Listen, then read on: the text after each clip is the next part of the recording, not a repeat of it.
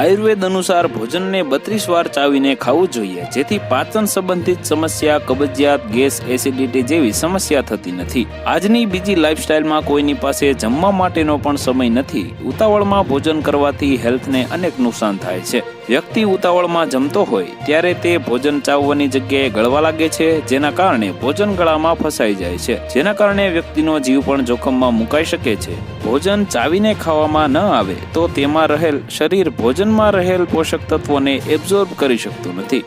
લાળ ભોજનના પાચન માટે ખૂબ જ જરૂરી છે.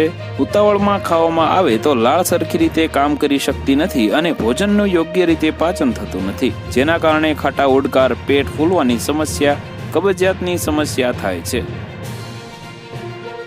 તો વધુ માહિતી મેળવવા માટે ચેનલ સાથે જોડાયેલા રહો. વિડીયો પસંદ આવે તો લાઈક કરી દેજો. ચેનલમાં નવા છો તો સબસ્ક્રાઇબ કરી દેજો.